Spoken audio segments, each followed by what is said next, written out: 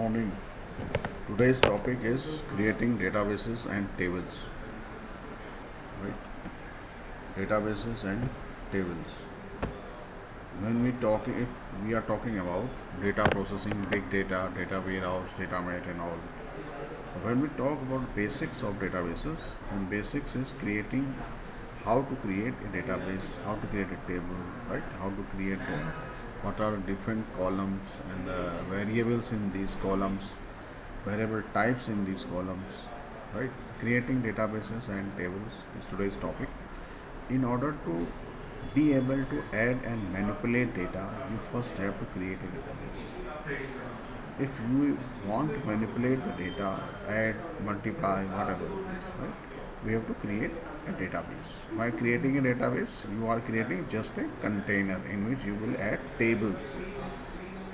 Database is a container and we are adding different multiple tables in that container. We add multiple tables in that container and data on these multiple tables. There are few basic things to decide when creating a structure for a data. Right? The number of tables to include in your database as well as the table name of a particular table. Every table has a different name, right? For each table, the number of columns it should contain as well as the column names. For each table, we must know the number of columns it contains and name of these columns. For each column, what kind of data is it to be stored? Within each column, which kind of data we are storing. There are several types of tables from which to choose, some with unique features. Multiple types of table we can create, different types of tables we can create within a database, and each table can be different or can be similar. When creating tables, you must also decide on a structure of each table.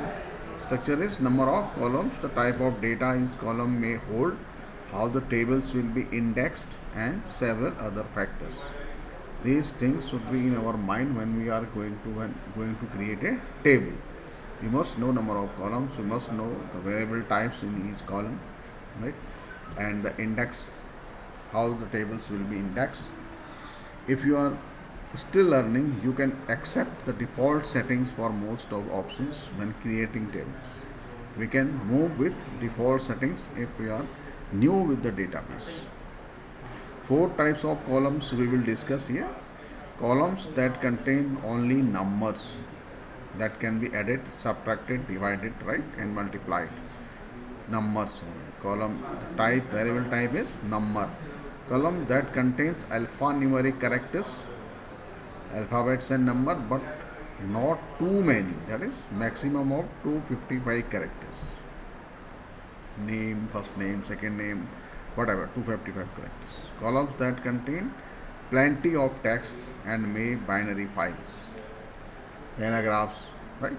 Columns for recording date and time information,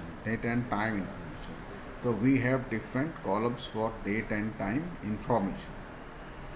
We have different columns for date and time information recording. Now, how to create a database? Create database. Dehradun is the name of the database.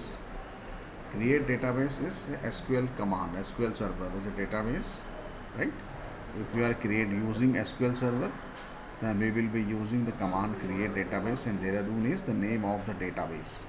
Character set Latin 1, column rate Latin 1 underscore bin, I underscore bin. The second line, which is new, tells MySQL, the client side, that the default character that will be used in tables in the database are Latin letters and other characters. The third line tells MySQL that the default method of sorting data in tables is based on binary Latin characters. Right? Now, creating a table. Now we have created a database. The name of the database is Dehradun in that one, right? Name of the database is Dehradun. Now we are creating a table. Create table. The name of the table is birds, because birds, Dehradun is also familiar for bird watching and all, right? So birds. This is a table name. Now bird ID. This is bird ID is the name of the column. Bird ID. This is name of the column. Right? Name of the column. It is an integer. Auto increment, integer 1, 2, 3, 4. Auto increment, it will increase automatically, and it is also primary key. Primary key. Right? Now the next column is scientific name. Bird ID, then scientific name of bird. The data type is variable character 255, scientific name. Data type, this is column name is scientific name, and scientific name variable type is variable character 255. Now unique, it will be unique, the scientific name will be unique. For each row, the name will, each value will be unique, right? Because the scientific name for every bird will be different, will be unique. Common name is again the column name, and it is not commonly the local name of the bird, or commonly known name, and variable type is variable character type and 50 characters. Family ID, it is again integer, and description text, right? This is about how to create a table with multiple columns and different types of columns values. Text is the variable description, right? How to create a table in MySQL, right? This is normally bird ID type. This is the field type. Null value accepted or not, all will accept null, but only accept bird ID, that is auto increment and integer, right? Key, it is primary key, and scientific name is unique key. Default is null, default value is null for all. Extra auto increment. Here the first one, the bird ID will auto increment, right? This is the summary of the table we have created, the birds table. Table name is birds. Getting the point? Table name is birds, right? Now, what is a database? Collection of related files. Collection of related files, as we discussed, multiple tables in a database. Collection of related files containing records on people, places, or things. Databases make data easy to access and manage. That is customer info, accounts info, employees information, access and management tools. This is a database with different tables, right? The basic concept of data management, we have table 1, table 2, table 3, different tables we have, and we have then form for to input the data. We have in the background we have different tables. In the front end we have a form to submit the data on these tables, and accordingly we have reports for presentation. We have different reports for presentation. Database, collection of data organized in different containers, right? Organized in different containers. That is course table, employees table, right? That is database, student ID and all. For example, your university roll number or employee ID, that is, we can say unique key for every one of you, right?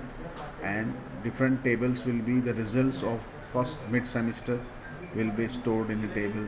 Similarly, the results of first final semester in the different tables. For your course, multiple tables are there in the database according to your semester's examinations. And the first basic table will store your basic information, your name, your ID, student ID, enrollment ID, roll number, then your first name, second name, parents name, mother name, father name, your contact number, parents contact number, email ID. That will be your basic first table. Then the second table will be your first semester, mid semester examination result, right? And all will be connected. All these tables will be connected with the help of your enrollment ID or roll number, university roll number. how the database is organized and works. Basic concept of database systems. Accounts table, right? Customer ID, customer name, type, balance table, two-dimensional structure composed of rows and column, as we see in Microsoft Excel sheet and similar to Access. Please go and exercise on Microsoft Access. It is a database management system. Microsoft Access is used for database management. So you can practice on it, how the database works. Then we have field, like a column in a spreadsheet. This is a particular field. Field name, account ID, customer ID, these are field names. Field value, the value inserted in difference field is field value. Then records, primary key is a field or group of fields that uniquely identifies the record. The account ID, that is primary key. The account ID differentiates the first these customers as your roll number, university roll number or enrollment number, that differentiate you from other students, right? The primary key is a field or group of fields. Here it is single fields that uniquely identifies a record, identifying a record. So your all the records, either the first semester or the last semester, that will be differentiated by or identifies by your university roll number or enrollment number, right? Basic concepts in data management. A primary key could be a single field like in these tables, account ID. A primary key could be a composite key, that is multiple fields. Composite key means primary, we are making a primary key by with the help of two or more columns, two or more fields. That is also possible, right? A primary key could be a composite key, that is multiple fields. Traditional file systems of files that store groups of records used by a particular software application. Simple but with a cost, inability to share data, inadequate security, difficulties, right? In maintenance and expansion, allows data duplication. That is a traditional file system. Database advantages. Database advantages from a business perspective include increased flexibility, handling changes quickly and easily. Handling changes, right? Increased flexibility with the database. Changes can be handled quickly and flexibly. Increased scalability and performance. Reduced information redundancy and inconsistency. Increased information integrity and quality of data. Increased information security. Database business perspective, right? Now here database business system, DBMS, combination of software and data for collecting, storing and managing data in database environment. Collecting, storing and managing, right? A DBMS includes database engine for accessing and modifying the database content. The fields contains can be modified, means updated, can be modified. Data manipulation language. Database engine means we can query a database. Manipulation means we can query a database, right? And we can add multiple tables. We can get some reports with the help from the multiple tables, right? With the help of the query. That is called data manipulation. With the help of getting data from multiple tables, we can generate a report. That is data manipulation. Database management system, software through which users and application programs interact with a database. We have softwares that manipulates and presents the results. Database management system, software through which users and applications programs interact with database, right? DBMS functions store data in tables on secondary storage, transform data into information, reports, as I said, provide user with different logical views of actual database content. Logical views means joining tables, records and all to provide some logical answers when we query the database. Right? Allow multiple user access. Simultaneously, multiple users can access data. Control concurrency of access to data at the same time, right? It controls the changes in the data on the same time by the multiple users. Prevent one user from accessing data that has not been completely updated.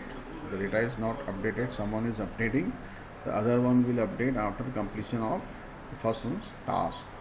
When selling tickets online, that is an example.